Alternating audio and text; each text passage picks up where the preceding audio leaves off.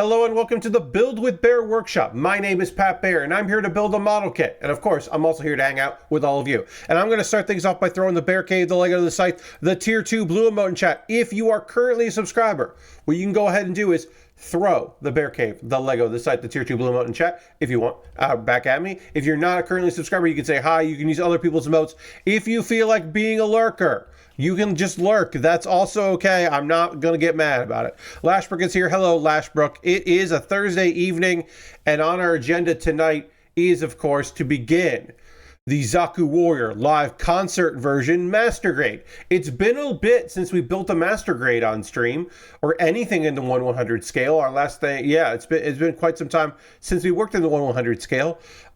We've built Zaku Warriors before. We plenty of Zakus. We built a Zaku from Gundam Seed, the Gundam Seed movie, just last year. It's on my display shelf. But we haven't built a kit. We haven't built like a premium kit in a while. Now, I have purchased kits from Premium Bandai. In fact, I have one that's being delivered this very weekend. It probably will end up being Monday, but it's supposed to be delivered this weekend. The Dragon Gundam from G Gundam. I'm working on that that soon. I bought that and it's coming in the mail. But we haven't built a kit from the Gundam base in a while. And to explain that, to give you a bit of context here, Premium Bandai didn't always sell in the US. If you wanted a premium kit, the kits that don't get sent wholesale or sold wholesale, that don't go to suppliers, what you would end up doing was you would talk to somebody at one of those suppliers, be it digital, online, or a physical store, and go, hey, are you gonna buy some whatever? Are you gonna buy some Tall Geese 3 Master Grades? And they're like, yeah, we can only buy 5 of them. We're gonna buy 5. You give us $100 and then you give us the rest later. Give us $50 if you want one of the 5. Or yeah, but we promised them everybody. So if the people that promised us to give us a deposit no show on it, then maybe we can deal with something. Or no, we're not doing it this time. Or you went to a convention and you got them, hey, Lord Crashton, you went to a convention that Bluefin, the distributor, was going to. And you would go to the Gundam pop-up at Comic-Con or something like that, or Anime Boston or whatever. And you would go there and you would spend about the money you would anyway. And that's how I got my Ruby Red Sazabi. It's how I got some other clear kits. I went just to the store. And then eventually they started selling Premium Bandai kits in the US and in Canada, and they were easier to get. But often you were getting third parties. Now, sometimes they would have pop-up stores called Gundam Base, and they would do them throughout the world. And they have permanent ones in Japan, and one in China, and one in Korea, I believe. And then they would pop up in other countries. And some people would go there, and there wasn't a limit about how many of those premium you could buy. Or sometimes there'd be a limit, but the limit was like 5 or 6 or something. And people would buy those specifically to flip them on the internet or on their own hobby shops as well. So this kit that we are working on tonight, and we'll go to the overhead, so we're starting tonight. It's going to take a couple streams. It's a Master Grade. So this is, the base of the kit is the Gunner Zaku Warrior, the Hawk Custom. We have built the high grade version of this, but this is the Master Grade. So you get this kit. It has all the parts. We're not going to use the backpack. We're not going to use any of the guns. Hey, Tony, welcome. So this is the 2019 kit. That's the most pieces in here are the 2019 kit, but they were printed in 2011, and a lot of the colors are different because it's going to look like this. This comes in the box. This is the insert sheet. This will tell you what it actually looks like, what the colors are, and you can just see from here, there are going to be some differences. Aristofan's here too. Welcome, Aristofan. So you can even see it says here, the Gundam Base Limited Zaku Warrior Live Concert version. So this came in. So it's this instruction book, and then it's the decal sheet, because there are 3 water slide decals, or several, sorry. Yeah, there's several water slide decals that we're going to be applying here. So we've got all of those, and we can put those on wherever they need to go. And it talks to you about painting and all that. And it says for customers in Japan only, because this is a Japan only, that somebody got and then sold through Amazon. And that's why I paid a lot of fucking money for this. This kit came out in 2021. That is what is labeled there and on the box. And then you go over here, and this is what's different.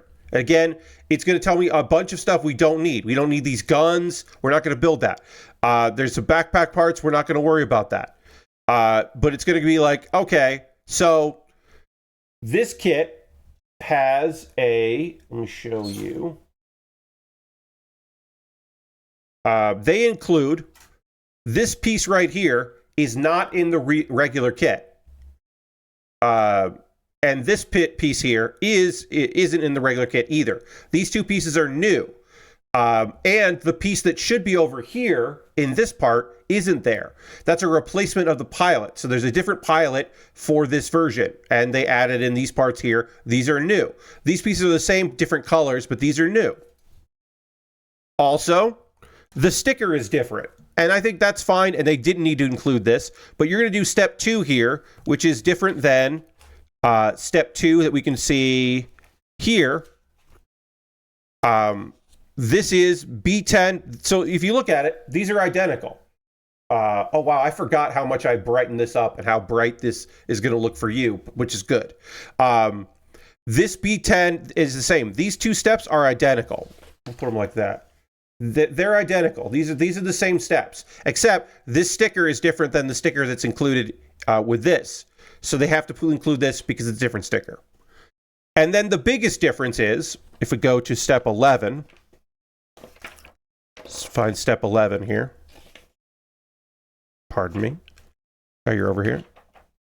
Ooh, okay, final assembly. Great.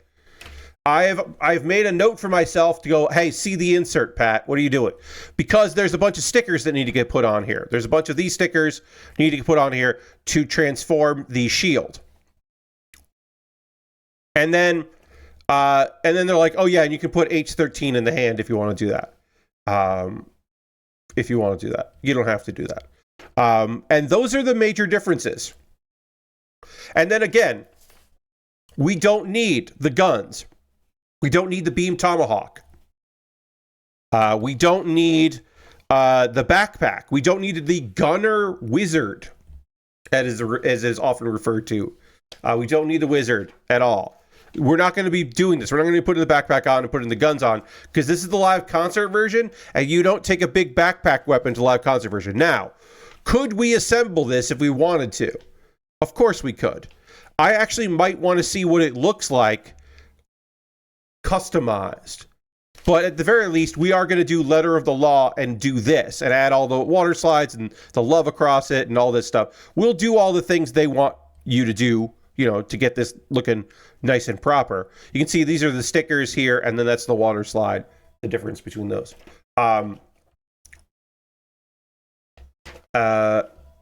Somebody's calling at 9 o'clock. Well, my mom's answering the phone, so it's fine. I was just surprised that someone was calling our house at 9:15. Of course, it's not 9:15 if you're on the West Coast, but also if you're on the West Coast, what are you doing? Calling at 6 o'clock. Anyway, sorry, that threw me off. But yeah, it's the Gundam Police. Yes, the Gundam Police are calling. They're going, hey, you didn't go to the Gundam base to buy this. What gives? If you are unfamiliar with this kit and why I have it, a thing happens every year, which is I get gift cards, or in this case, it was a gift card to Amazon, and then I had a gift card to somewhere else. So it was just a cash Visa gift card. And I use those gift cards to buy an expensive model kit that I otherwise wouldn't purchase. In this case, it was the Zaku Warrior Live Concert version. Because my not just my patrons, anyone could vote in it because I put it in a bunch of places. There was a poll. People picked the most expensive kit, which is fine. It's the best one. Also, one of the other kits that was up for option was on sale, and I bought that. So I will soon have the second of 3 of them, and then the other one is still on my wish list. But the only kit that we haven't built well, not that's not true. The only Black Knight kit that we have not built from the Gundam Seed Victory, or not Victory, Gundam Seed, whatever. The Gundam Seed movie. I can't remember what it's called. The Gundam Seed movie has one kit of the Black Knight series that I really wanted to build, so I ended up getting a good deal on it. All right, so that's probably enough jibber-jabbering about it. There'll be more jibber-jabbering. We do have undergating in this kit, unfortunately, so I will have to clip off some undergate parts, and I will be constantly looking for that. This is, you'd say, oh, this is a kit from 2021, Pat, obviously 2019/2021, so there'll be a lot of English in this, and the answer to that is yes, but also no, because this kit is still considered Japanese only. This was not sold as part of Premium Bandai internationally. So it is what it is. But it's a master grade. We're going to go through the steps. It being in black and white is fine. They'll go through and tell us everything we need to do. And we go basically until we finish the shield. We skip the weapons, we go to the shield. And again, I am probably going to build the Gunner Wizard because I think that would be funny to look at there. But that's not canon.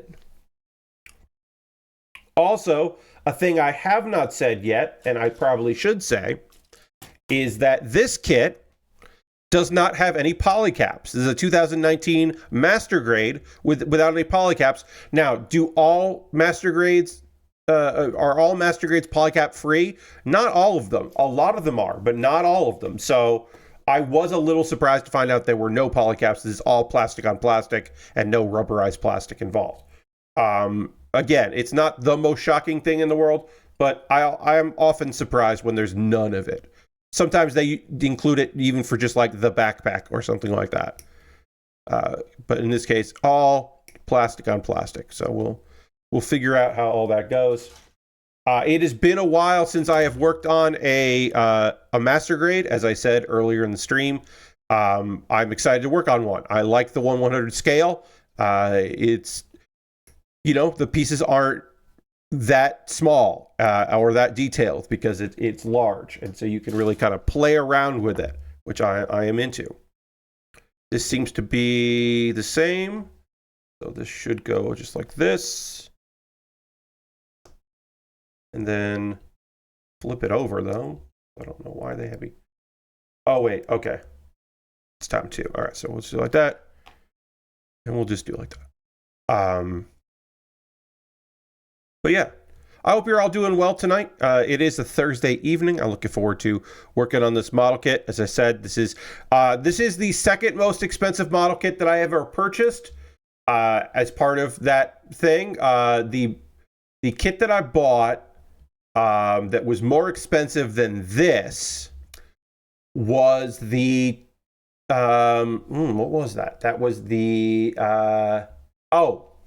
it was the Endless Waltz Heavy Arms. The Heavy Arms Endless Waltz kit was incredibly expensive. The master grade Heavy Arms Endless Waltz kit, which we then modified by when I bought the other Heavy Arms, the manga Heavy Arms one.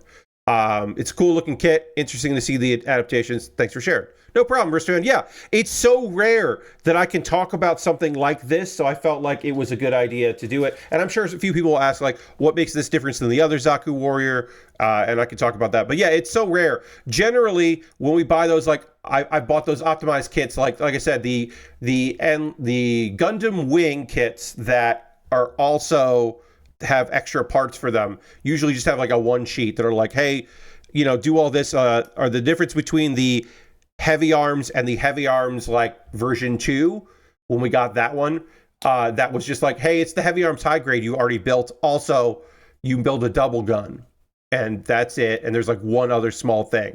So they just give you the insert and give you the regular one. They don't reprint the thing completely, which is understandable. Or like the death sight that we built, that was the manga death sight, that had basically a version of the like wings from the Gundam Wing, and that was just that master grade, but new parts. and it also was released way later. Like I said, when I have bought specialty kits like the Clear Sazabi Real Grade, which I loved to death, that's such a beautiful kit. When I would get kits like that, it was generally at conventions, pre the opening up of more availability for the premium Bandai store. Like, I'll say this, I would not have built the Maxter Gundam and the Rose Gundam if it wasn't for premium Bandai, right? Because those would be released in Japan only, and the markup would be phenomenal. It's just unreasonable, right? And like, I know companies, but I don't know personnel at those companies, right? I don't right now, I don't have a, hey, you might be surprised to know, I don't have a model kit hookup these days. I would like to have one, but I also don't have the money to be buying model kits from them constantly, which would be kind of necessary if I was going to do stuff like that. I used to get emails from people in New York when I was still there, being like, hey, do you want this thing? We're getting this thing in. Like, I used to be on one of those lists when I was buying lots of kits and had a lot of disposable income that I used on model kits and such. So don't have that right now. But also, premium Bandai makes things, having premium Bandai in the US makes things more doable. And I don't think anybody's here right now that would say this, but I do often hear this when I talk about premium Bandai. Yes, it's more expensive. Yes, you have to buy it from them. You don't go through other parties. Yes, it would be nice. It would certainly be nice if that really cool kit or that really interesting variation of a kit was available to the general public at any hobby shop. It would be lovely. My assumption always is that the reason they didn't do it is because they do not think the demand is there. Also, yes, if you're buying a cool upgrade from a kit at a premium price, it would be nice if those kits did not rely so much on stickers. I understand why they do. It would be nice if they didn't as much. All those things can be true. And also, it's just fucking cool as hell that I have kits from fucking gorgeous looking high grade kits in 2022 to 2025. Beautiful G Gundam high grade kits are available. And that is capital W wild. And so I am thrilled that exists, even if it's not for everybody. And also, you have to go through their website and you have to have the money up front and all that other stuff. And then if people do buy them for premium Bandai, their markup is ridiculous. And so it's not really worth it to people. I understand that. I get that. Someday I'm going to get the Fugal, the very expensive, unbelievably expensive Tallgeese 3 master grade with that also has like the Endless Waltz wings and is gorgeous. Unbelievable. That kit is currently on Amazon for like $120 something, I think. I didn't include it on my list of expensive model kits because it's too pricey. And I was like, I am not paying that. I'm not paying the extra for what I have on my available funds and then going over the top. Also, the last time I looked at it, it didn't have Amazon Prime shipping, so it would take forever to arrive. This kit that I bought also was free for Prime, and it took a little while because it came from Japan. Let me see if I can find it. It's down at the bottom here. The Tallgeese Fugal Endless Waltz is currently $121.50 on Amazon, and it is a master grade, of course. And it is right now free delivery for Prime members, which means that if I added it to cart and then proceeded to check out this Bandai kit, I'm going to proceed to check out here and see. I'm not going to pay for it. Don't worry. But I want to see what the shipping is right now. Right now, oh, okay. The Prime delivery option is arriving February 5th. So that's not bad, honestly. So that's not coming. That is coming from Japan. That I bet that isn't true. I bet arriving February 5th is not true. I'm going to say that I bet that's a lie. I'm just guessing that if it's coming from Japan, it is not arriving that day. Because that seems like a wild thing that it would get there by the 5th. So, sorry, I went on a flight of fancy there, but I was interested. That's an expensive model kit that I will probably never get unless, well, here's how I would get it. If they re-released it, if Premium Bandai put it up for pre-order, then the person who has it from the last time that they sold it would sell it for less because it would be easier for people to buy it. That's how it goes. That's how it decreases in price. If you were wondering, do they ever drop in price? The answer is generally, there's two ways that old premium kits, like hard to find premium kits, they drop in price two different ways.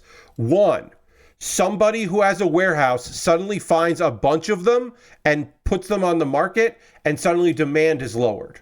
And two, Bandai re-releases a kit, and then the people that have them up for sale panic and drop them in price. Or you just buy them from like Premium Bandai or whatever. I've totally had things from Japan get here in like 1 to 2 days. The time zones are working in your favor. Lastbrook, that's totally fair. That's totally fair. Generally, when something is free for Prime members, it's not the same thing as Prime shipping. And so I'm always like, oh yeah, shipping being free sounds great, especially if it's coming from Japan. That sounds excellent. But that often doesn't mean that it's gonna magically appear. Usually when I'm buying something like that, like the other kit that I've purchased, which was free shipping, and it reduced in price enough that I was like, I fucking need to get that. That is the from Seed Freedom. That's the name of the movie. Seed Freedom. The Black Knight Squad Calria, which is a white kit, even though it's the Black Knight Squad, and fucking gorgeous. I bought that kit on the 17th of this month, and it will arrive anytime between today, so no, and the 17th of February. But that was free shipping. And again, it had been reduced in price, so I got it for $42, which is a very good deal for that because there are not a lot of them out there. But again, it was the free option, or it was the free shipping option, which was great because the other kit that was available that was actually cheaper than that. I found it cheaper. I think I found it for $35, but the shipping was $25. So that's not cheaper. Anyway, I wanted to build all of the Black Knight kits so I could put all of them together because I thought that would be neat. Let me put this on here. Might need to use tweezers to get this in place. Oh, there we go. Great. The pilot is in. Our pink pilot is in. And then we go... There, that goes there. Okay. And then we're going to lock our pilot in with B14. This should be like... one thing about this kit, like it's going to take some time to put all this together. And the panels are going to look good with the pink. We'll use gray marker on the bright pink. I'll show you it here. We're going to use gray marker on the bright pink. We're going to use black on this kind of darker maroonish pink. It's not full maroon. I don't know the name of this one here. But we'll use gray on this. We'll use black on this. And then I think I'm also going to use gray on this purple, although there isn't, the details on that. Because I think black would be too striking. And then we'll also use a gray marker on the this kind of like cream color here, and which will pop. Which under my lights looks white. Magenta. Yeah, Lashbrook, that could be magenta. Under this lighting, this looks white, but it is a cream color. because I have the saturation turned up on my overhead camera to compensate for the darkness. And then this is a like light purple. This is a purple. This is just a purple. And I'll use black on the purple, because I think that'll look really good. But yeah, so the lighter plastics will get a gray marker, the darker plastics will get black, unless I put the gray marker on something that doesn't look right, in which case then I'll switch to use black marker. Because whatever, I ain't gonna get mad. But this should come together pretty easy, and there will be some marker work. Right now we're working on a lot of black here, so we don't have to really do anything, which is fine. I got a bunch of news stuff here. Let me see if I can get into some updates. We'll do some news, video game-ish news updates here, some quick hits. So, you may remember that when TikTok went down to then come back up for their power play, they were not the only companies affected by that, because the parent company, ByteDance, other companies that ByteDance had a working relationship with were also affected, including Marvel Snap, because Second Dinner, used a publisher that is also owned by ByteDance, and they were, according to them, were unaware that they would also be affected by this. And it does seem like it wasn't like the federal government was like, hey, take these servers down. It was that ByteDance was like, we're pulling everything. And so much so that Benjamin Brode was just like, Ben Brode, formerly of the Hearthstone team over was like, hey, we're going to find a different publisher so that this doesn't happen again, because we know that some of y'all bought shit for our seasonal events and can't play our game, and we're going to fucking figure that shit out, and we're sorry. So they are bringing almost all operation publishing responsibilities in-house. Let's see. Yes, okay. So the publisher that they were working with was Newverse, which is owned by ByteDance. So they're basically just like, hey, we need a permanent solution. And it looks like they are going to be working with U.S. publisher Skystone Games. Yeah, so it looks like in the U.S. they will be publishing there. And I don't think they're moving everything, but at least in the U.S. they're going to have that. Now they're able to download in mobile app stores again. Yeah, they got some news. With the help of our current publisher. Okay, yeah, with the help of their publisher. Apparently the publisher is just like, yeah, help them out to do this. So basically they're like, we are going to start self-publishing, and we will have publishing support from Skystone Games. Which is great. One could also think that perhaps the unique position that Second Dinner finds themselves in could help them, in that Marvel wants to get its money, and Marvel can't get its American money if the game can't be in America. So one might think that Marvel might be like, hey, and by extension, of course, I mean Disney might be like, hey, make this work for us. We need to make that money. One could make it a guess that is certainly a possibility. But yeah. They got it done pretty fast, which is wild. Let's see. Extra stuff we want to say here.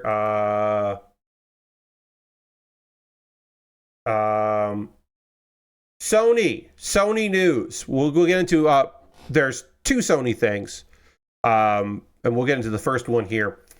Sony is pulling back some account linking requirements for PC games. If you want to play some Sony originals, and you are worried that you have to log in and have an account, and perhaps you are in a part of the world where Sony doesn't fucking sell shit, so you can't have a Sony account there. And you're like, well, then what the fuck do I do, Sony? Well, looks like ports for Last of Us 2 Part 2 and Marvel Spider-Man 2 are no longer going to require account linking. But also, if you do log in, if you do link your account, there are quote-unquote benefits. So basically, they're like, hey, this is optional, but like, we would still love it if you fucking did it. But that's still optional. God of War Ragnarok, Horizon Zero Dawn Remaster, all of those. And you remember that was the whole... They waived it for Helldivers 2 because more people were buying Helldivers 2 than they thought that was going to, and it was really messing things up, so they turned it off. And then Sony was like, yeah, we're turning that shit back on. And then people were like, but my game that I bought in a place where you don't have an online presence and still selling things, and now I can't play this. Or, but I don't want that account. I just want this one video game. So yeah, which is good. We don't know if there are going to be other ones. And then speaking of Sony, well, this is unrelated to Sony, but I don't know why I said that. This is unrelated to Sony. Oh, yeah. On the flip side of Sony, we got some Xbox news. Oh, no. Sorry. This is very... I have a lot of links of small stories, and I didn't compile them into an article for myself or a list for myself. I just have them in tabs, and my tabs are bad. They were not in order. Speaking of PlayStation, because I knew I had another fucking PlayStation story to talk about, another quick hit PlayStation story, and I do. And I was like, maybe it was talking about Game Pass. I'm like, no, I wanted to go from one Sony story to other Sony story. All right, let me just see here. Hold on, let me see what this looks like. This goes like that, so you can open it. Yeah, that makes sense. Okay. PlayStation Plus will stop giving out monthly PlayStation 4 games starting next year. So 2026, not a Jan quality segue. No. Like I said, I wanted to, speaking of Sony, here's another Sony story, but I couldn't find that tab. And so I couldn't say that. Speaking of Sony, here's another Sony story. But now I can. Also, I don't know why I can't get this to... Oh, you have to go like that first. I got it now.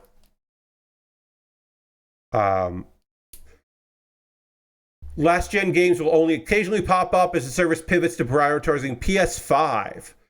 PlayStation Plus is moving away from offering monthly PlayStation 4 games beginning in 2026. They will still offer them occasionally, but main focus of the program will be PS5 games. And it took almost the entirety of the current console lifecycle to see customer demand get there. So basically the idea is now there's enough people that have PlayStations that don't go out and buy a lot of games that might want to play those on the PlayStation 5, as opposed to people who had nostalgia for PlayStation 4 games that own a PS5 that were looking to fill out their collection or whatever. So they're basically now just finally hitting that. Or enough people aren't playing the PS4 games that they're like, finally, we can get rid of this. We may still provide titles that mean playable, blah, blah, blah. So it sounds like finally they have the install base. The install base hit a number they've been looking for and waiting for. That's what this tells me. It tells me that like they've been waiting for this day to come, and it's finally here, and now they can finally start phasing out PlayStation 2 games that they're giving away as incentive for having PlayStation Plus, which is kind of wild that it took this long. Still several months. Let's see. Like Pac-Man World Repack.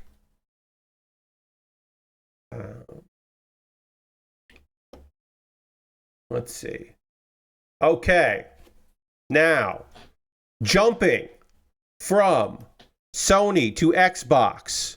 Transition. Done. Nailed it. Oh, I got some undergating stuff to remove on here, it looks like. I do. Got some undergating on this to clean up here. Got to clean up the undergating, because if I don't clean up the undergating, then the pieces don't fit well together, and it's a fucking nightmare. I'm going to do that over here too.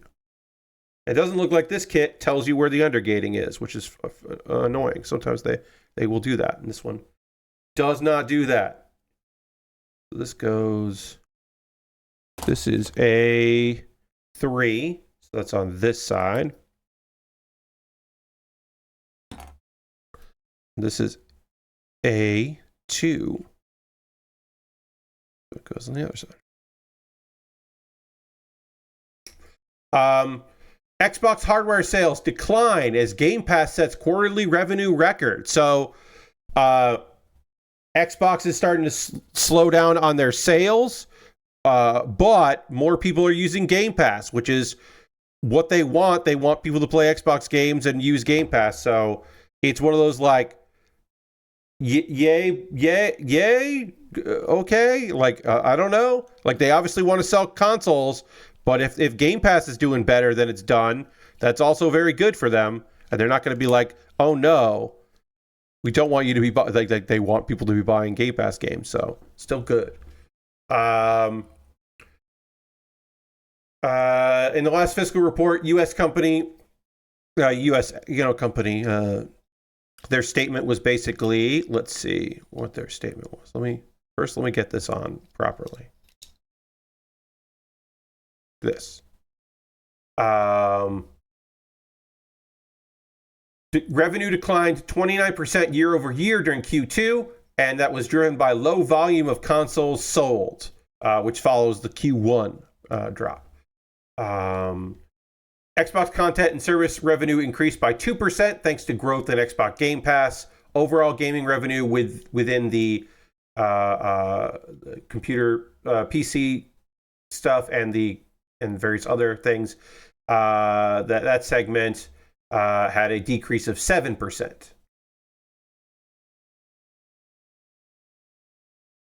And of course, they're talking about in this financial call, they did say that they're looking to, they're focusing on improving the profitability of its gaming business to deliver long-term growth, which of course means laying off people. Of course it does. That's what that means. That's how they're going to fix things, is by laying off more people. They might not say that, but that's what they mean. Because fuck them, of course. And then it was noted by the Microsoft CEO that Black Ops 6, the second Call of Duty title to launch under the Microsoft banner, was the top-selling title on Xbox and PlayStation. So, paying all that money for Activision Blizzard King, they got a winner. They saw more players in its launch quarter than any other paid release in franchise history. So yeah, this was according to people that play Call of Duty, this was a good Call of Duty. And a lot of people were checking it out, which is great. Because it's nice when video games are good and people play the video games that are good. Those are nice things. It's nice, it's always nice to have a game that people seem to really like, and also people pay to play it. Those are nice things.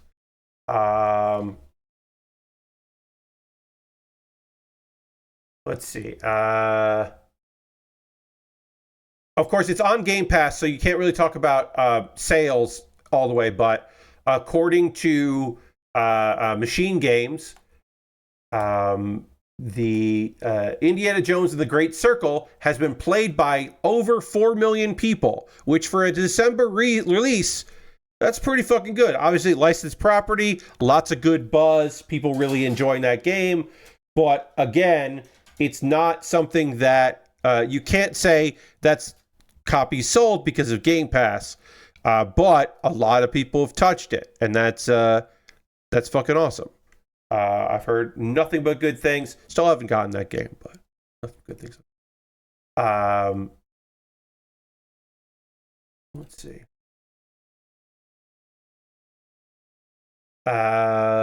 One more. Let's see. I've got a few more stories here. I've got two nice stories. I've got one weird story, and then I've got some bummers. Let's get into the bummers.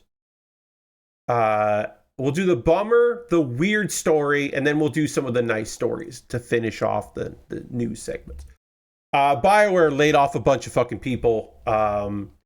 They moved some people out of one of their teams to other places.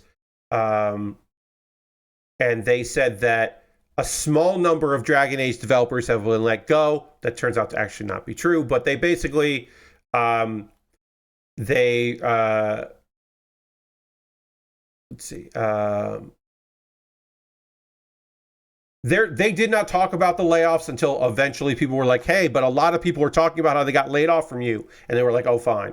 But don't read the blog post. Do not read the blog post where they're like, hey, we're so excited about Mass Effect that we're putting all our focus on Mass Effect, and we had to restructure a bunch of people to move them onto Mass Effect because we're so excited about Mass. It's just like, yeah. You closed the studio and you're laying people off because your anticipated game, for reasons, that you don't disclose.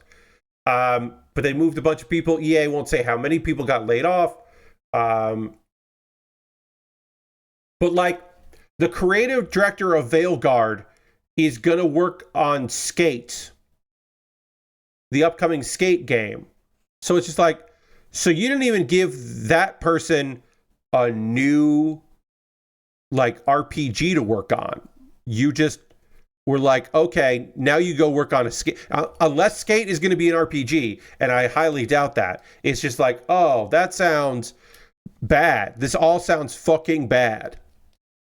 The studio's priority was Dragon Age. During this time, there were many people continuing to build a vision for the next Mass Effect, and now the Veilguard is shipped, the studio's full focus is on Mass Effect. And they were talking about that, and basically, they tried to turn this like, hey, we're moving people off a lot of stuff, and we're letting some people go.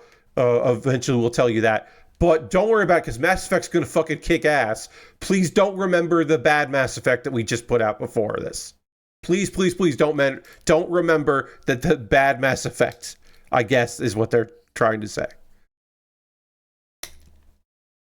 Also, there was a lot of talk of people who were like, I was there for 7 years, and none of the people in the positions that in leadership positions are still there.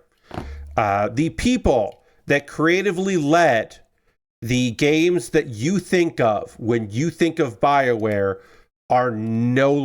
have not been there for a while. Now, that isn't to say that people that like designed or wrote haven't stayed and moved up. I will say a lot of BioWare writers that you loved don't work there anymore. But if you're thinking about, like, when you think of BioWare, the people who made the things you're thinking of have not been there for a very long time. And I think that's evident. I am not talking about the passion. Veilguard people seemed really gung-ho about it and really psyched about it. I am not talking about that. I am simply talking about the fact that when we think of BioWare, we think of a name and we think of the doctors. I think Grubb said that if the new Mass Effect doesn't hit, I think BioWare is cooked. Yeah. I mean, also, Lashbrook, my point is, it's already cooked. That's not BioWare. That's just the name of a studio. That's my point. The people that made the games that you think of when you think of BioWare don't work there anymore. It's just a name. It's just an EA game. If you're telling me that EA may abandon space games if Mass Effect doesn't work and may get rid of the name of BioWare, then yeah, I fully believe that. But BioWare is already gone. Yes, my definition of cooked is no longer exists. Yes, the name BioWare will go away for a while. Now, when I say that, what I mean when I want to emphasize, I mean for a while. Because guess what? BioWare, the name, will come back someday because someone at EA will go, hey, we own the name BioWare, huh? People like that. Why don't we slap the name BioWare on this RPG we have coming out? Because it's a space RPG, so why don't we call that a BioWare game? We'll bring the name back. Do we have anybody that used to work on BioWare? Oh, this guy used to do art for BioWare games? Okay. Make him the co-creative lead and say that this is a return to the BioWare of old. They'll do that, because why the fuck wouldn't they do that? That'll make them some money. But yes, the name BioWare could go away if Mass Effect is not hugely successful. Yeah, I think that's reasonable. Grub gets a lot of scoops, and I am not saying that, but I am saying that piece of information is one of those things where I'm like, that's not inside information. That's just Grub being like, yeah, like, again, this is not a slight. That's Grub stating the obvious. Like, yeah, if they're just like wiping the slate of Dragon Age because this one game didn't sell well, it took a long time to make, and they scrapped it like at least twice and rebuilt the whole thing, and they're like, yeah, well, we're done with that, then it totally makes sense to me that they'd be like, and also, fucking, you better win this Mass Effect. You better make Mass Effect good. I should also say that Mass Effect could be a hit, but not a big enough hit for EA. And that's important to recognize because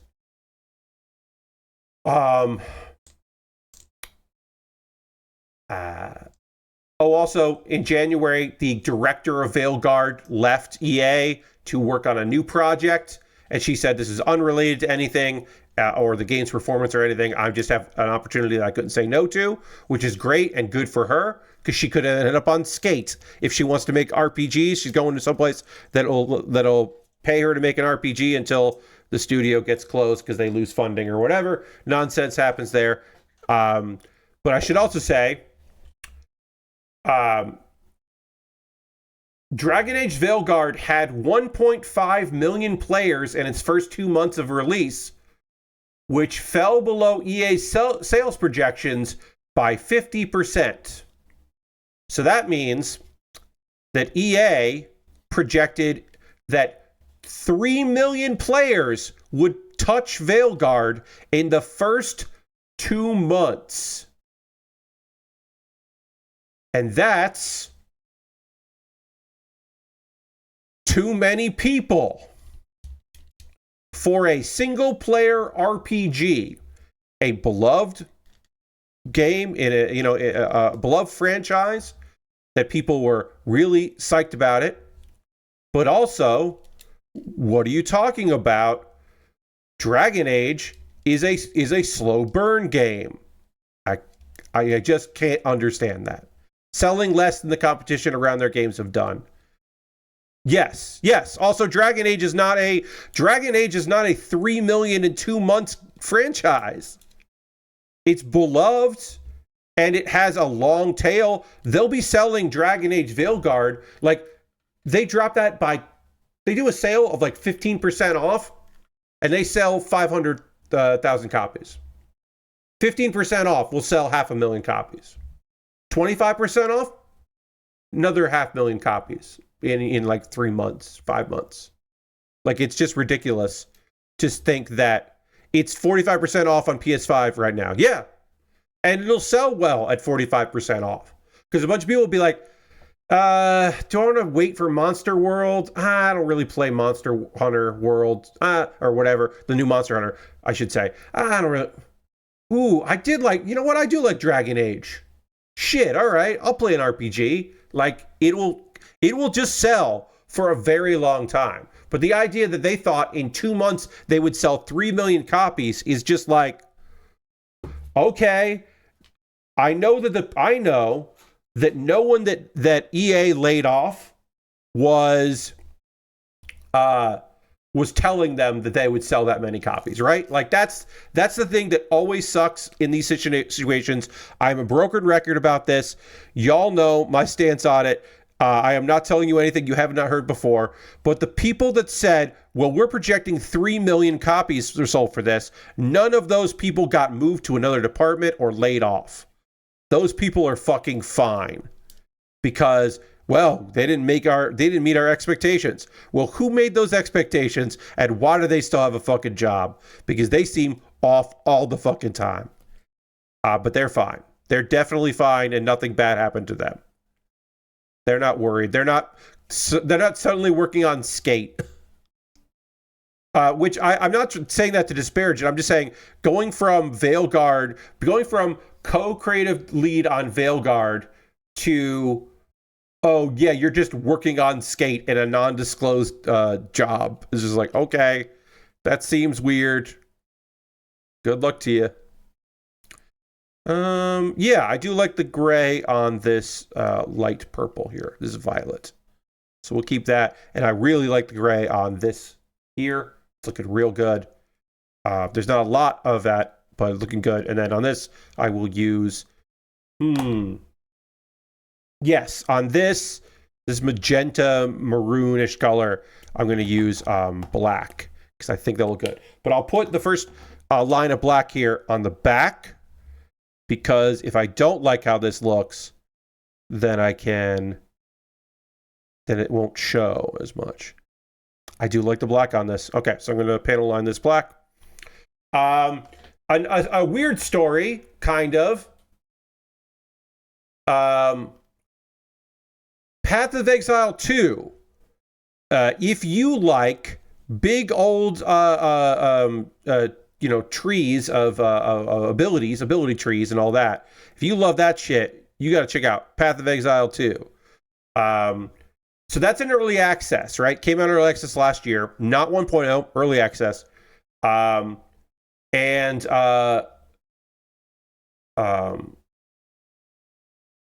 So they kept saying, hey, we're working on Path of Exile 2. We're putting it in early access. Fans of Path of Exile, the original game, we are still working on that game because it's an ongoing game. We're still doing it. And we've got this update, 3.26. It's coming out towards the tail end of the year. We still want to keep you invested in that because some people are like, hey, I'm not going to play the early access because I don't want to pay you less money to be your feedback of what's going on, but I'm so invested in Path of Exile that I'm going to keep playing that, right? There are plenty of people, and there are probably people who are doing both, right? They're like, yeah, I'll check out 2, but also like, I still like Path of Exile, so I want to play that, right? Apparently, working on 2 live service games at the same time is hard. So Grinding Gear was like, we're so sorry that we missed our update for this Path of Exile 1 expansion. Yeah, I know, Lord Crashington. Shocking. And hey, you might be not shocked to know that the subreddit for Path of Exile, people were like fucking pissed off and unhappy. And so this is partially why they had to make a video. And also some people were like, so are they going to put out that stuff? Their radio silent. Are they going to put it out at all? Are they focusing just on 2? Is the studio shutting down? People were kind of doom and glooming because the update that they were promised and said they're never going to make it. We know we got the resources to do all this. Suddenly it didn't come out. So they made a video and they were like, okay, because apparently it's a big reboot of 1. They're like, yeah, so we tried, but the early access launch of 2 kind of messed us up. Because also the sequel, the end game that is in the early access, they're like trying to appease the people that bought that do understand that it is a work in progress, but still also there were some fundamental things that were broken about it. So they're like, we didn't want to put, and also, which is a fair point, of course, there are going to be bugs in the update that they're going to put out for 1, right? The 1 bugs are going to exist. And they were like, we're trying to figure out the bugs in the early access of 2 before we launch and then have to fix both bugs at the same time, which understands. But also, don't make these promises. Why did you think you could do this? They didn't want to ship the update the same time 2 was coming in early access. Well, then delay. And also, they pulled some of the PoE 1 devs in to help fixing 2 before it launched. And also, Path of Exile 2 was buggy at launch. It was still buggy. So they didn't put out the 1 update so they could take developers to help fix the 2, and then 2 was still buggy. And then they've been fixing 2. How could I justify taking some of the most experienced developers we have off PoE 2 when it's on fire? Said the creative lead in a video that is meant to appease people, but it's also like, you shouldn't have fucking done... this is all your fault. You're the hot dog man. You're the man in the hot dog costume. You're trying to figure out who did this. Team previously hoped to get the PO1 update out by February, and they're like, well, we're fooling ourselves.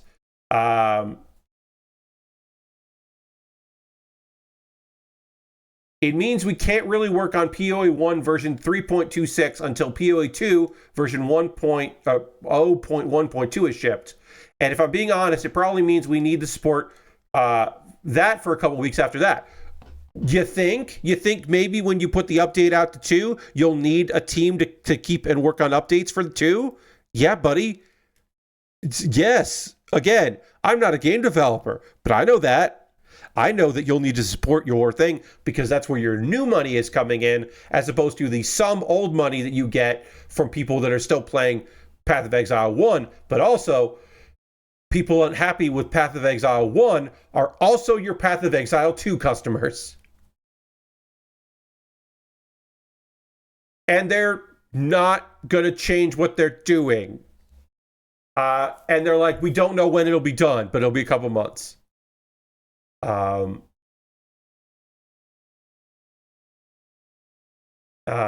Despite the unexpected delays, Grinding Gear Games still plans to stick to its multi-game approach to development. John just subscribed, saying with Prime, saying boo ads. Thank you so much, John. Let's throw the Bear Cave Lego Scythe Tier 2 blue emote in chat. Thank you, John, for the continued support. Appreciate you, John. Thank you for using your Prime gaming token on little old me. And enjoy not seeing ads. So yeah. That one pissed me the fuck off. That story was a weird one, because I'm like, why did you do this? Why didn't you? Because I understand that you don't want to say, we're done supporting Path of Exile 1 until Path of Exile 2 is fully baked and fully released. It's in early access, right? So you still want people to play 1 and buy stuff and do all that and update it and feel good about it. You want your live service game to exist. But the idea that you're going to do a major update to 1 while you're grinding and crunching to get 2 into early access, which you've already delayed, seems, from an outsider's perspective, to be a bad idea. It just seems like a bad idea. We got some other news stories. We'll talk about that maybe on Monday, because I don't have a stream on Saturday.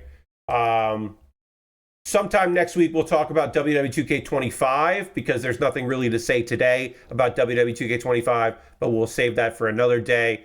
I am not going to pre-order WWE 2K25 this year, the 24, or this previous game. I did pre-order it, which got me all the DLC season pass. It did not give me the DLC that they didn't know they were going to be selling, which was the Bray Wyatt pack. After his passing, they did a special pack where the proceeds went to his family, which is lovely, but that was not part of the season pass. That's fine. And I got to play it a week early, and it turns out I don't want to play that game a week early. I want to play it maybe a week into release because I want there to be a lot of creator wrestlers. And there can't be a lot of creator wrestlers if the game has not been out, because that way you're only relying on people who got it into some sort of beta or alpha, and then also the people that got it early uploading a bunch of stuff. Yes, we need a new Gaston. Sure. I am not going to get the very expensive version that comes with a bunch of season passes and all that. I am just going to get the regular old version, which on PC is still $60, which is great. But I will be getting the $60 version at some point in the future. When exactly, I don't know when I'll get that, but I will get that. It comes out in March. We'll talk about the stuff that's in there and a bunch of other things. And there'll be at least one mode that I won't get because I'm not getting the fancy edition or whatever right away, but whatever. As long as I can have wrestlers fight each other, it'll be cool. We'll take a pause for the calls to talk about ways you can support the channel and all that. Speaking of, hey, here's a transition that I'm happy to say. Speaking of WWE 2K24, I will be doing a little bit with that tomorrow. It's my semi-annual subathon, starting at 3:30 p.m. Eastern, running until ? I don't know how long it's going to go. My goal is to get to 70 subscribers. We're currently at 41. We'll just put that up there. Currently at 41. The goal is to get to 70 by the end of the stream tomorrow. At 40 subscribers, which we're already at, I will be doing some quick Lego builds. At 50 subscribers, karaoke, doing all first-time songs. I've already said this out loud. I will say it again right now.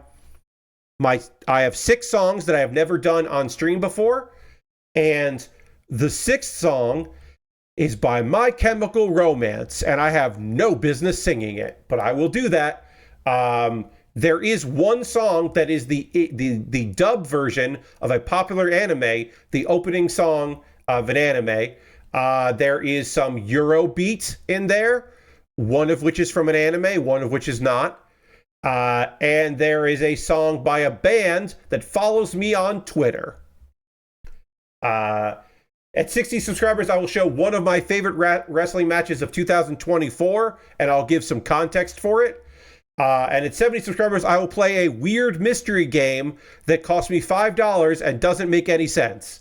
Also, Hearthstone, I'm going to make a new version of myself in Creator Wrestler in WWE2K24, and I'll have that wrestle the old version of me with a bear as a referee. Because I found one bear, I found a bear Creator Wrestler, and I downloaded that bear, and I made it a referee and put a referee jersey on it. And so that match will take place in WWE2K24. New Pat Bear versus old Pat Bear. There can be only one Pat Bear with a bear as a referee, and not me, not a third Pat as a referee, which I did think about making my own referee that I didn't make live. That's tomorrow starting at 3:30 p.m. Now, you're saying, Pat, you're already, what happened? You were just at 41. Why are you now at 29? The thing I was about to say this, the thing I thought was going to happen tomorrow happened right now, which is 30 days ago, New Year's Eve, a bunch of people subscribed and gifted subs on New Year's Eve.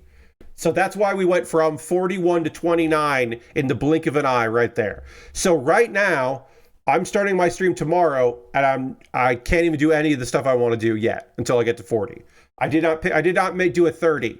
We're starting with 40 because I miscounted how many gifted subs I got in December that would end there. But yeah, I got a bunch of gifted subs on New Year's Eve, which was lovely. So now drop right back down to 29, which I forgot it was going to do. But the goal is to get to 70 tomorrow. Please watch that.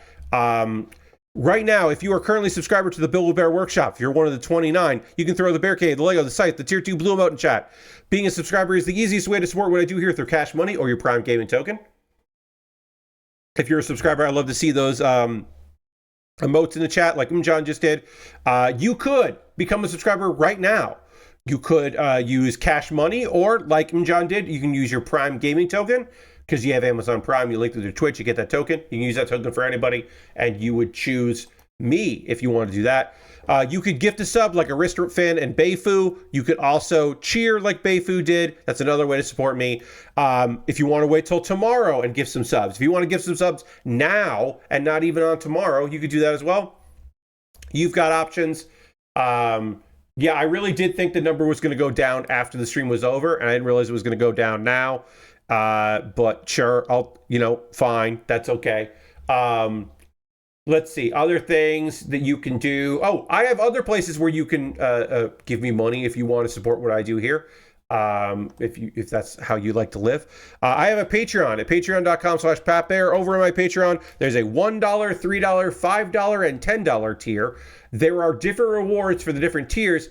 Consider, if you will, joining me on Patreon. It would be lovely. Love to see you over there.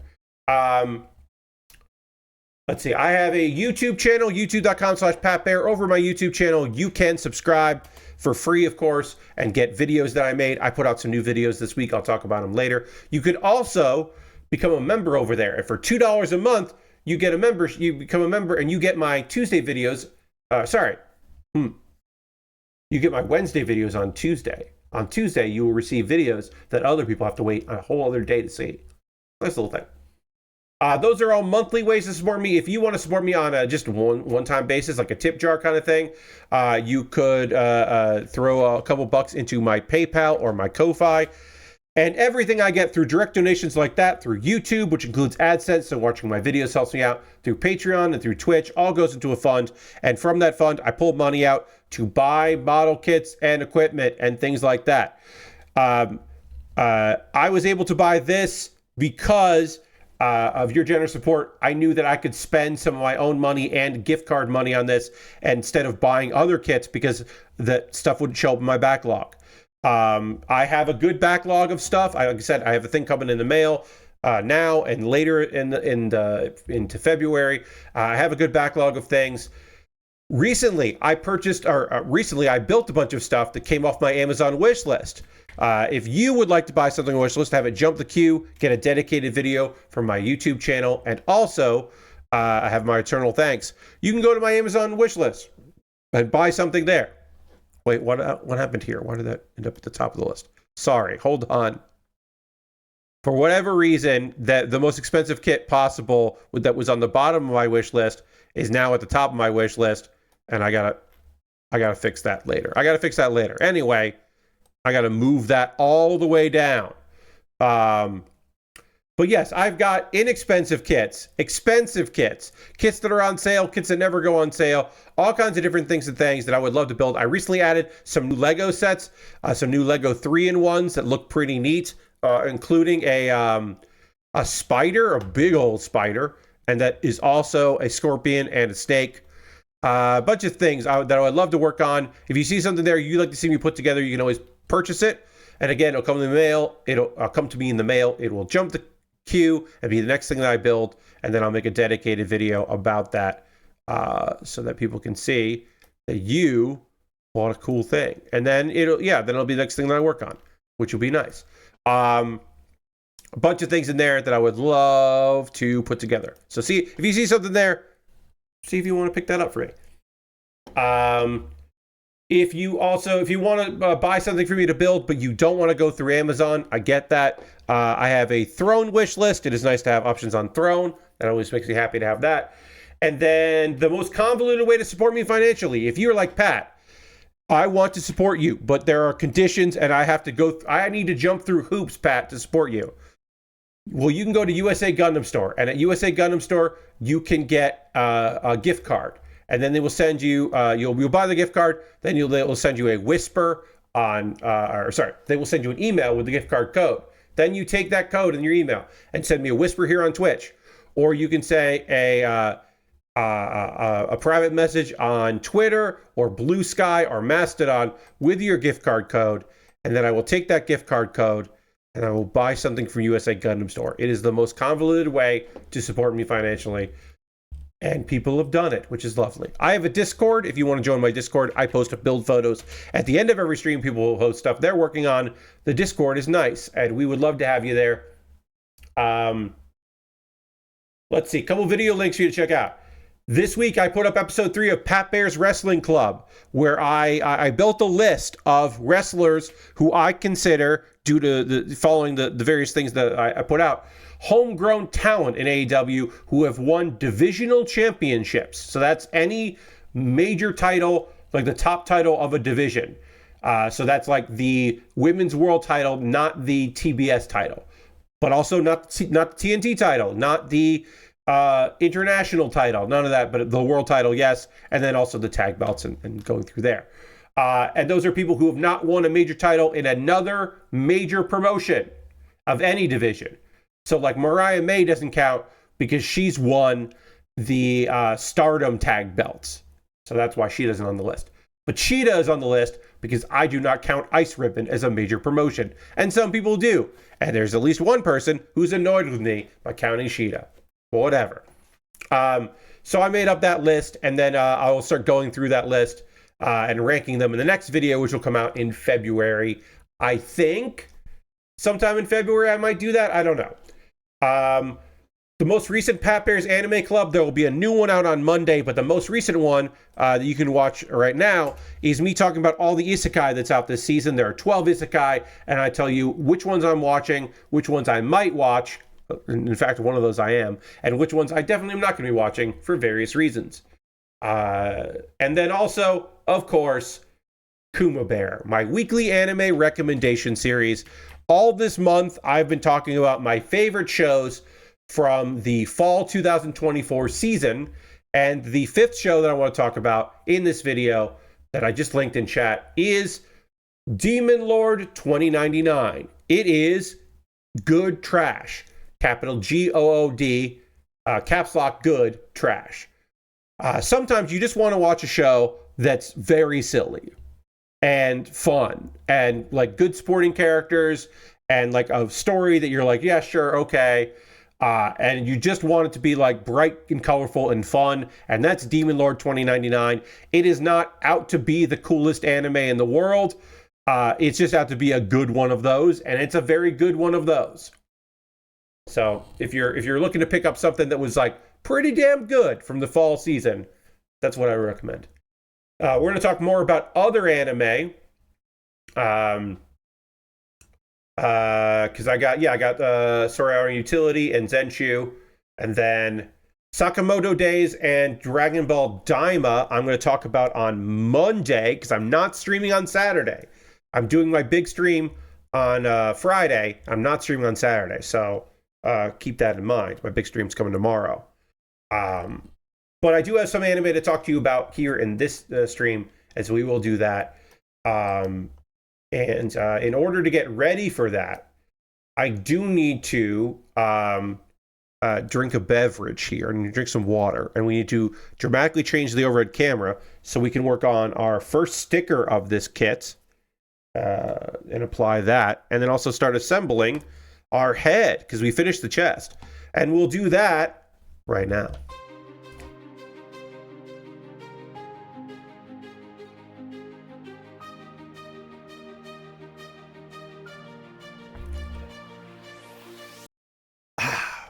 All right. Okay. So we're going to continue working on this, and I'm going to talk to you about the most recent episode of Sorairo Utility, and also I'll talk about episode 3 of ZENSHU, which we're slowly getting caught up on, because I wasn't sure if I was going to keep watching this, and then it turns out, yeah, I am. I'm going to keep watching it. So we're slowly getting caught up on ZENSHU. I took very good notes on it, because by the time I get caught up on it, it will be like next Thursday. So I want to make sure that I remember everything I want to say about the series. Okay, so we put that there. Now I need to do... I need our first sticker, which is an eye sticker, and it's blue. Blue eye sticker, which is cute. And that's going to go...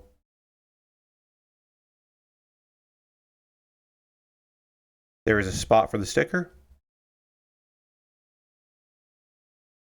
Okay. But yeah, let's talk about Sorairo. It's Sora. Sorairo. One day I'll learn how to pronounce it. Utility. We're going to talk about the girls having fun playing golf. The golf game anime. Eventually I will learn how to say the name of that properly. Not right now. Right now I'm not nailing it, but eventually I will know how to say it. Let's get into that. Okay.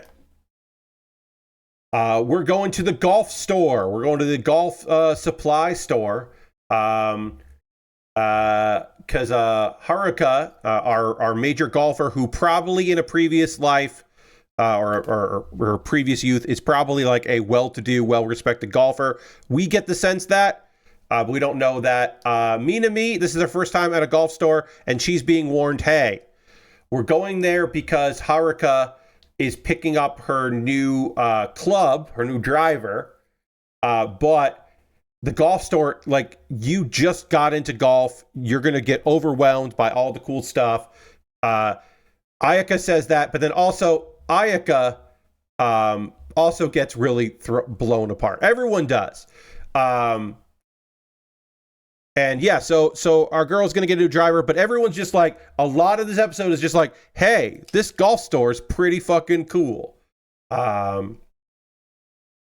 We get a description of like the differences. Basically, our girl, our excellent expert girl is getting a golf club that is designed for men because she's now at the strength where that's going to benefit her. So there's a conversation about that.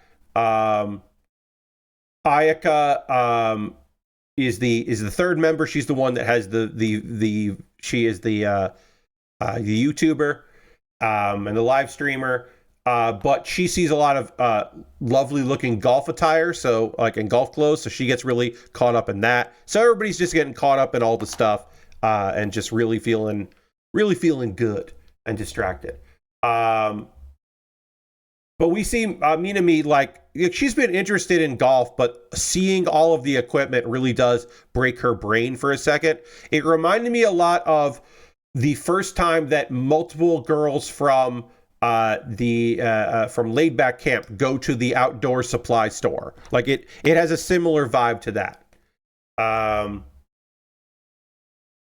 Apparently the modeling that happened at the last episode was for golf clothes, and they're being sold at this very store. And that's fun. A shiny new club catches Minami's eye, and she's like, "Ooh, maybe I want that." And of course, this salesperson that comes up is working on commission, so we get our first like, oh, I could get you a discount on this because this is made for you. All the hard selling, like, oh no, she's gonna have to find out what a money sink that golf is. And so she's been thinking about it, but it was like, what was it, 30,000 yen? Yeah, it was. The discount was still 30,000 yen. So she's just like, ooh, that's a lot of fucking money. Her friend is like, I don't know. This is the first time you've ever been excited about anything that wasn't a gacha game. So like, maybe you should spend all that money on a golf club you really like. So she's like being supportive, but also like, no, this is not the proper support. This is not what you should be giving. Like, yes, you should encourage your friend to try something because she finally found something she likes. But, like, you shouldn't be encouraging her to spend the equivalent of $3,000, give or take. And they play this scene gets played up for laughs, and it's very fun. It is a quality scene. Like, everybody's really over the top. And apparently that discount was a spur of the moment discount.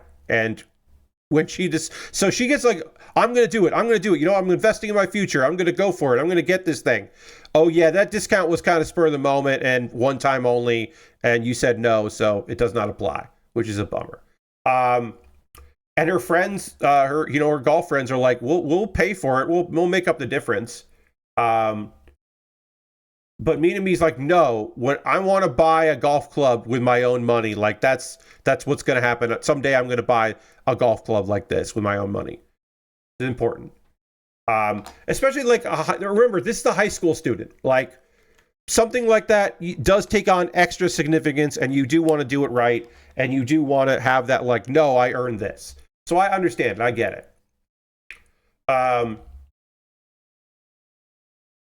So then we get a weird scene that happens.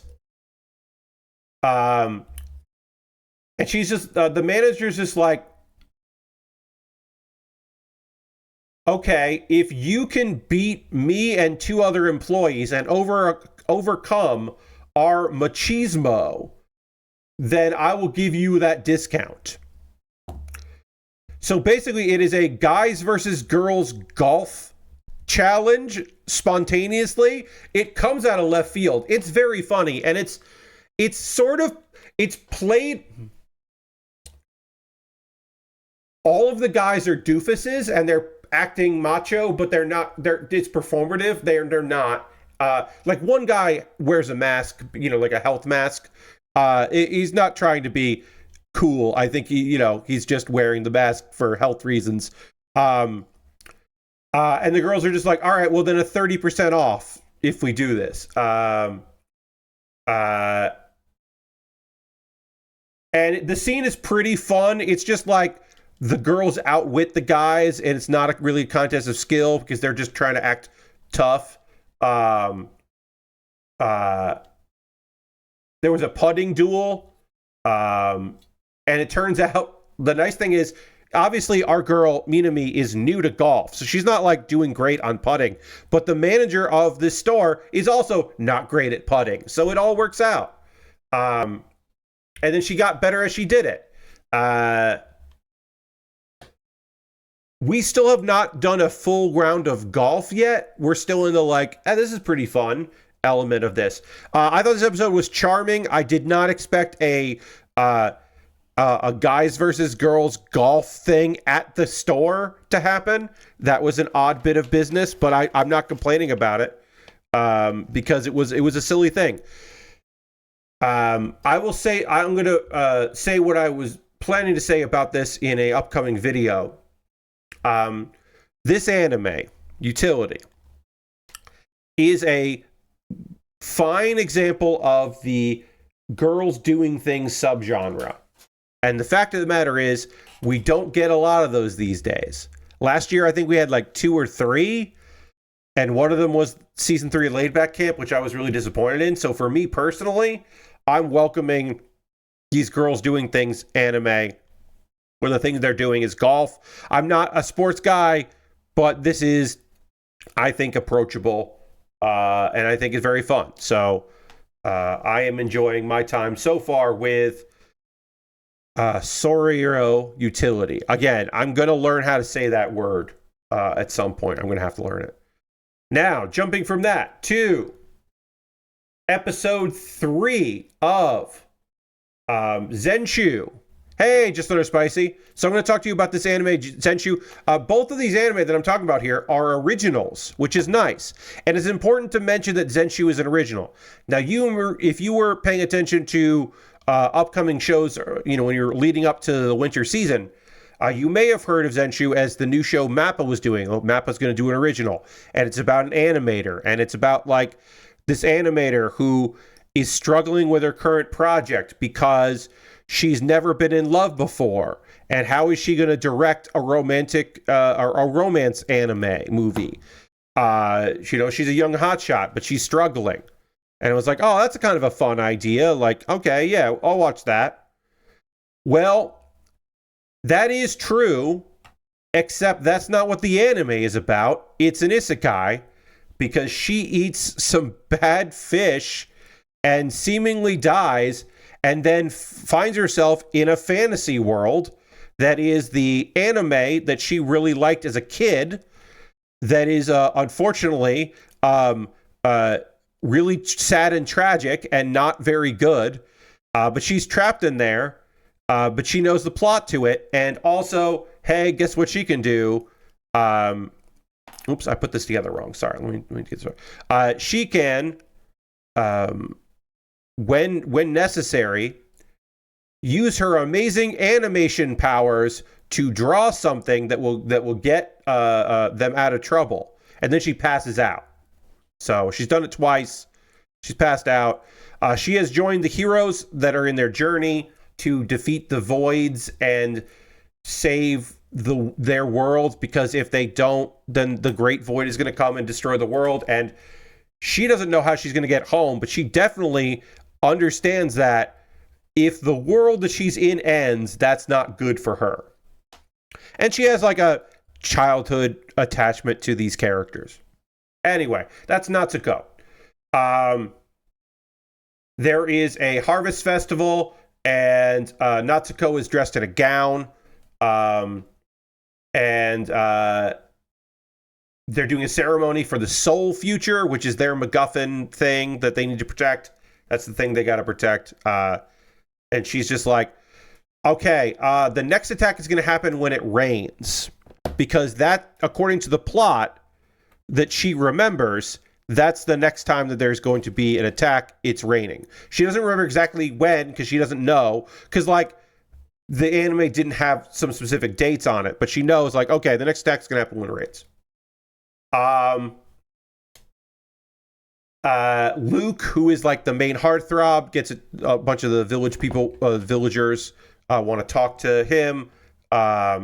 We see a bunch of different characters who we haven't gotten like really deep into, but we have like somewhat of an idea of their personalities and all that. So we're kind of seeing some of them.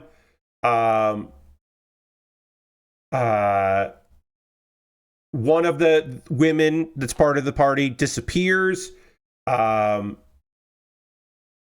We meet a character that is literally named Destiny Heartwarming.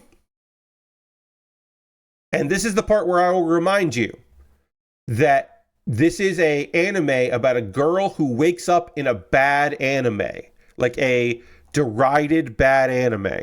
So because the elements are, or parts of the elements are bad anime, you have a character named Destiny Heartwarming, who is the mayor's daughter, and she becomes Luke's love interest later in the story.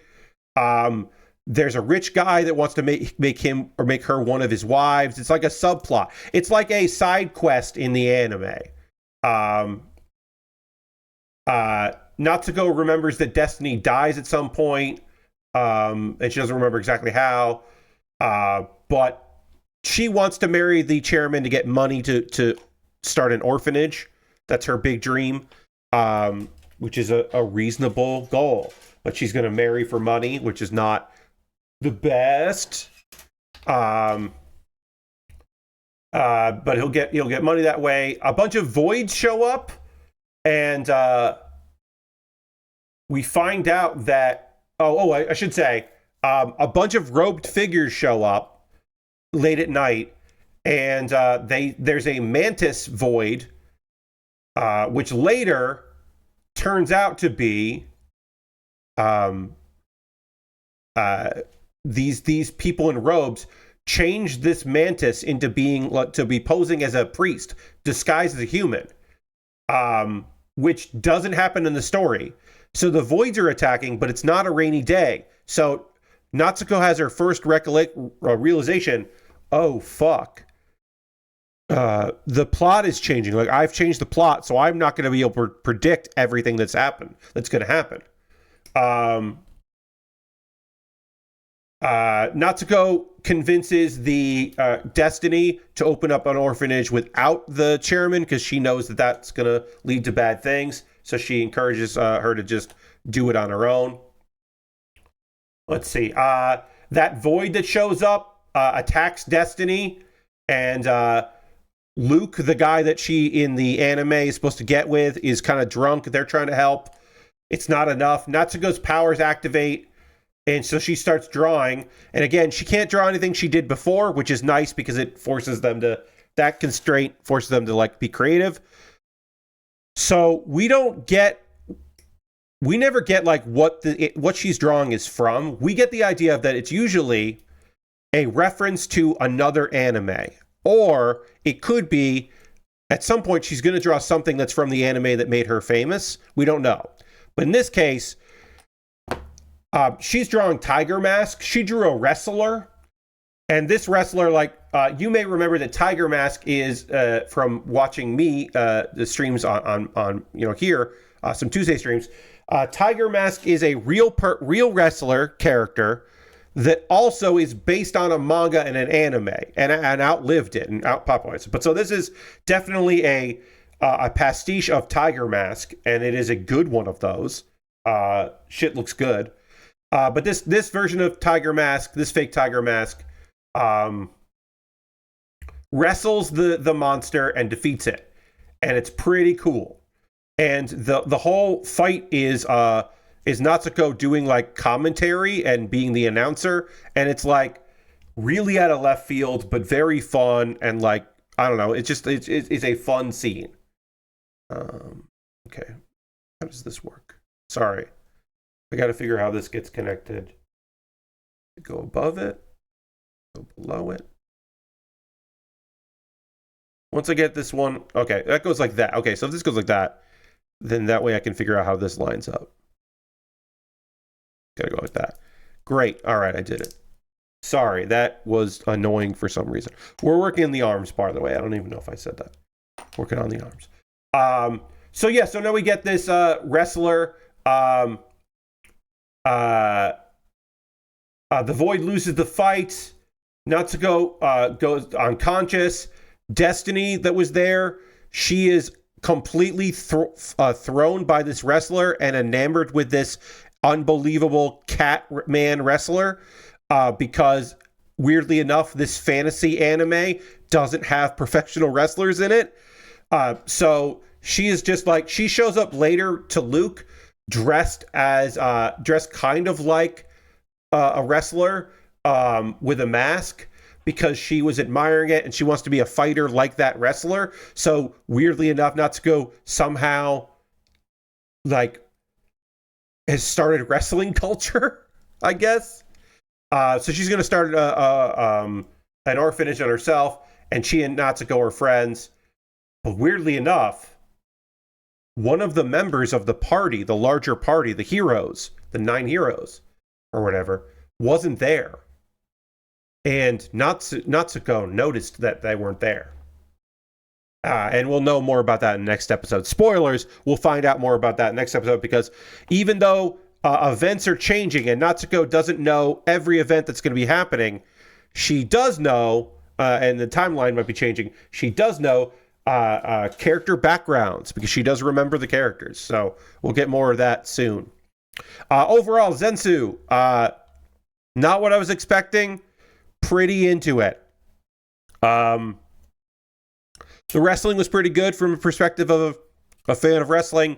It wasn't all Tiger Mask moves, and I understand why it wasn't, but it was a fun bit of business. I was not expecting the wrestling in the anime, but I'll take it. You know, I'm not going to say no to unless it's shitty, unless it's shitty in there to make fun of wrestling, which this one didn't seem to be. So I'll take it.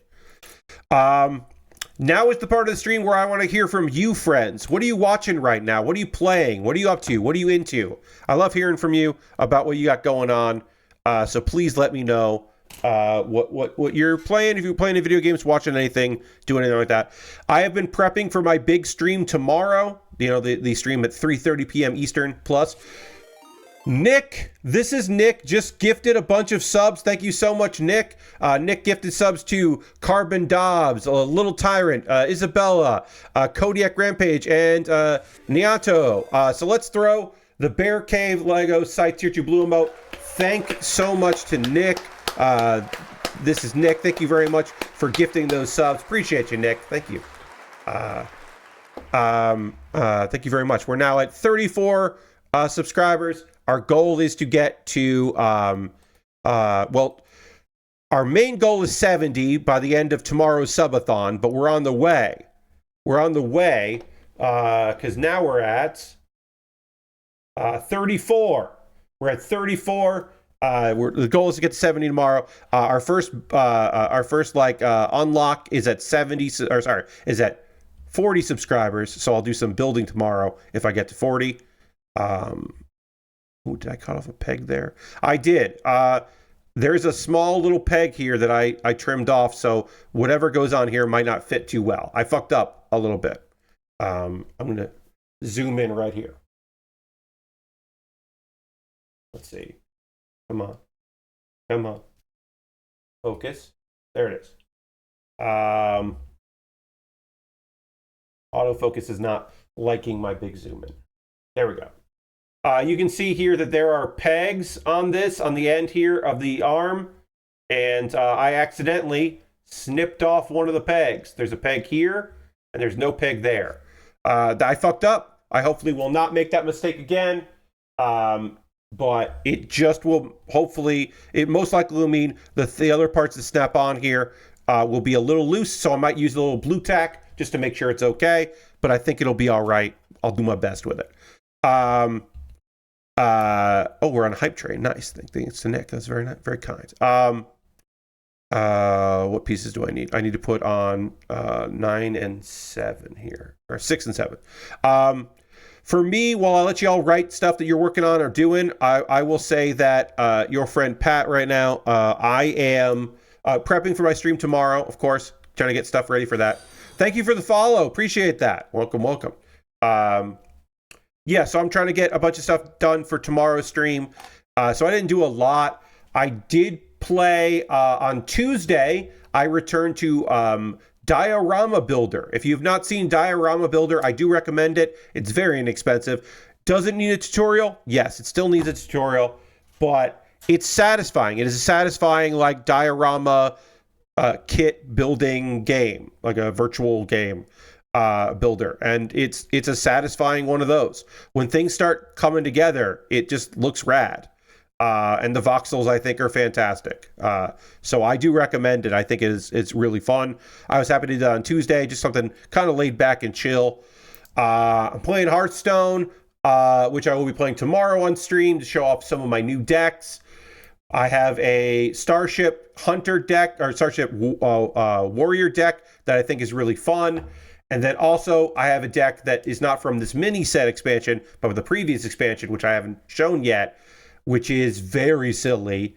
Makes it very easy to make a 15 attack weapon that causes your opponent to only have 1 mana the next turn. So that's pretty wild to do, and it's not too hard to get to. The problem is that if your opponent is playing a zoo deck where they have multiple minions, they're just going to whip your ass, and you're not even going to have the chance to do the fun thing. But other than that, it's a fun little deck. So I'll be playing some decks tomorrow. I'm going to play some of my bullshit decks, and we'll hopefully have some fun with Hearthstone tomorrow on stream, along with other things like some quick little builds that I'll be working on.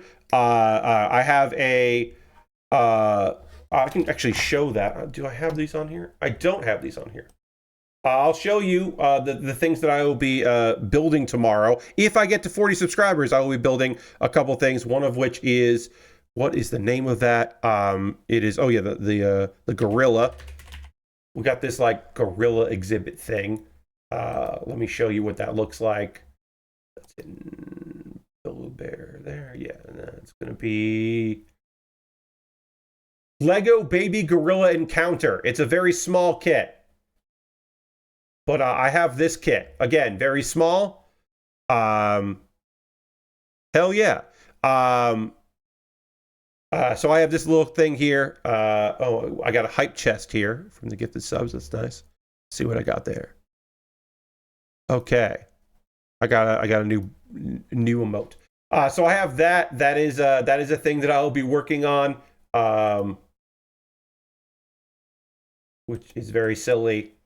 And then put that there. Yeah. So I have the gorilla, and then also I have one other thing that I'm working on.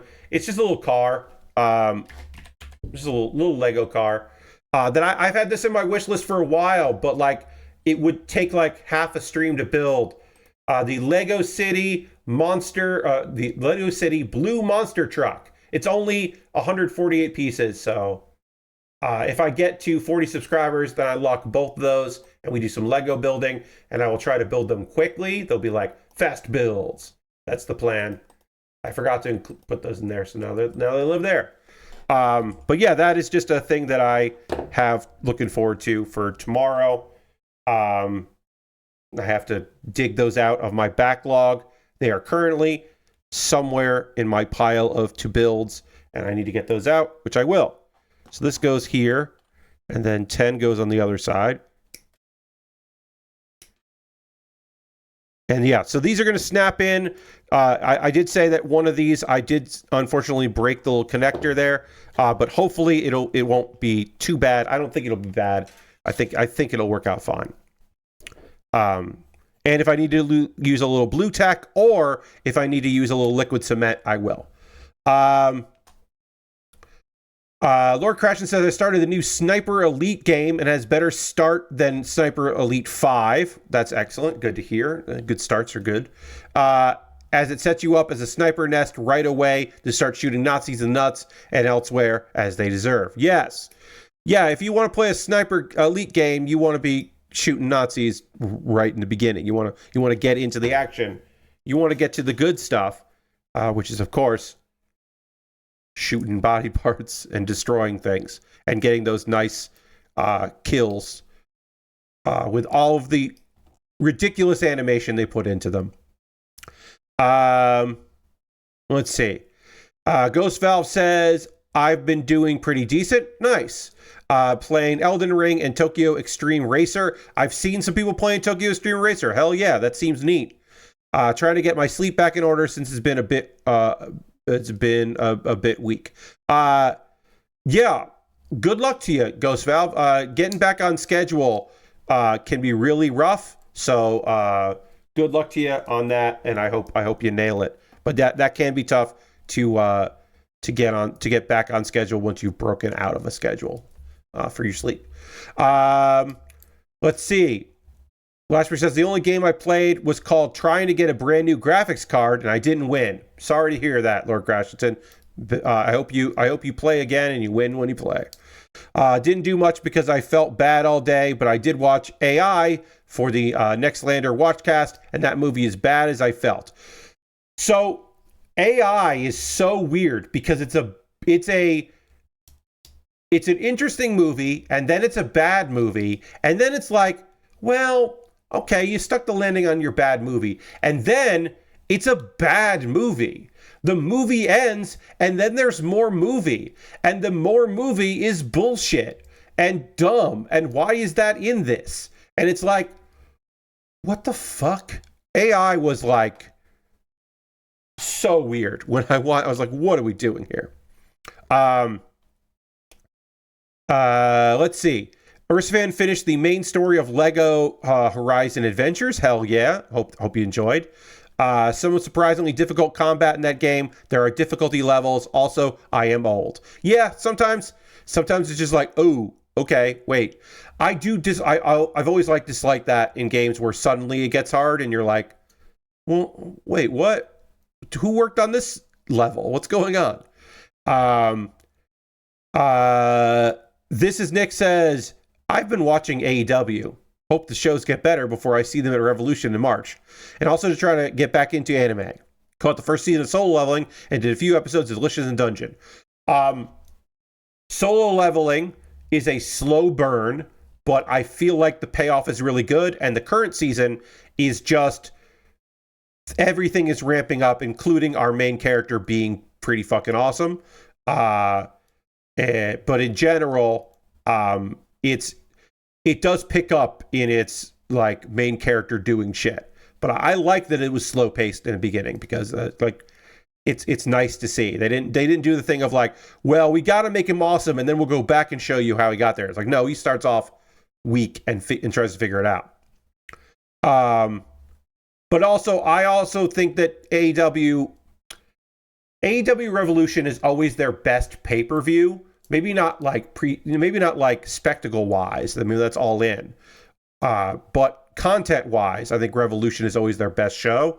So I am hopeful that they build a good pay-per-view towards that. Once we get past Grand Slam Australia, my hope is that they start settling in on figuring out what the matches are for that, and then start building some storylines that I care about. But I do think we're waiting till All In Dallas for major change on the top of the card, which is frustrating as someone who is not thrilled with the top of the card in AEW. Lord Crashin says it has an achievement for getting. This is the new Sniper Elite has an achievement for getting a testicle shot from 100 meters or more called Das Nuts, which is good. It's good. It's a good name. That's fun. I'm just doing some panel lining here at the end of the stream because we do have to work on more of the arms here, but we made a bunch of progress. That is the nice thing about master grades is even though these are very detailed, the pieces are large and they seem to make sense of how they snap together, right? Like I'm not struggling to get this together, which is nice. It's nice not to struggle. But immediately in one stream, we've done the chest and the head and most of the arms. So this won't take too many streams. Again, I will not be working on this until Monday because I'm not streaming on Saturday because I am streaming tomorrow. We have tomorrow's stream, and because I'm streaming tomorrow, I am not streaming on Saturday. Also, Saturday is the Royal Rumble. We did not do anything about the Royal Rumble. We'll talk about it on Monday because I think Cody Rhodes is going to win. He's going to retain his title against Kevin Owens. I don't think they're going to put the world title on Kevin Owens. So that's just my opinion on that. Who wins the Rumble? John Cena wins the Rumble. John Cena or CM Punk or The Rock wins the Rumble. So it's just like, okay, it's going to be good, but like the outcome is an old timer to get them a match. To me, it should be John Cena. But because Cena versus Cody is that's the match. John Cena's last WrestleMania as a part-timer before he comes back as a guest against Cody Rhodes beating John Cena, that to me is the money match. To me anyway. But as far as the women's Rumble, Charlotte's gonna come in and win the women's Rumble and be the first ever 2-time women's Rumble champion, because that is a thing they would like to give to Charlotte, is my unfortunate thinking. And then that puts Charlotte in a position to fight for a title against Rhea Ripley, probably, or Tiffany Stratton. Either. I mean, how long will the runway to the ring be this year? Says Lord Crash. I don't know. It depends on the venue. It could be very long. It could be short. WWE has been playing with shorter ramps and shorter walkways, so it could be. But it also could be so long that it's a corner, that it goes like this and then you go, which they've done as well, and they don't hate that. So I don't know. It could be either. Look, I would love it for not to be Charlotte, but I think it's going to be Charlotte. Big swirl. Yes, a big circle that comes through. That is going to do it for tonight's stream. I'm going to rest my voice because I'm straining my voice a little bit right now. I can feel it. So I'm going to go on vocal rest until tomorrow's stream, because I'm going to be singing tomorrow, and I'm going to be talking a lot, and I'm going to be streaming for hours at my subathon. We are going to raid. That is how we end every stream around here. We're going to go find someone doing cool stuff and go spend some time with them. So don't go anywhere, because we are going to raid. As John says, we always end with a raid, which is true. We always do end with a raid. Sorry, I got something here. Oh, no, okay. Some kind of thing about Amazon Music. I don't need to know about that. Yeah, we're currently at 34 subscribers. The goal is to get to 70. Except 2 times in 2024. Yes, on occasion, I end my stream and it's not with a raid. Very rarely do I do that. I think one time it was because we didn't have anybody watching, and another time was because I just had to go. I just had to be done with the stream, so we didn't raid. But generally, I raid. So let's go see who is doing some cool stuff. Go hang out with them. Reminder, my next stream is tomorrow at 3:30 p.m. Eastern until question mark. Please come hang out. I know who we're going to go raid. We're going to go raid the person that made all my emotes. I do not know how much longer they're going for. But we're going to go raid Xandra. Xandra is currently playing Ember Ward with somebody. It's a tower defense with some Tetris elements to it, and that sounds fucking rad. So we're going to go hang out with Xandra. I hope that you will come along on this raid because it's going to be fun. I hope you will come back tomorrow, 3:30 p.m. Eastern to question mark. Reminder, no stream on Saturday so that I can do this thing tomorrow. So we're back to model kit building this kit that we're working on here again on Monday. Thank you all so much for being here. I hope you have a great rest of your evening. Let's go on a raid. Goodbye, everybody. Goodbye, goodbye, goodbye, goodbye, goodbye, goodbye, goodbye.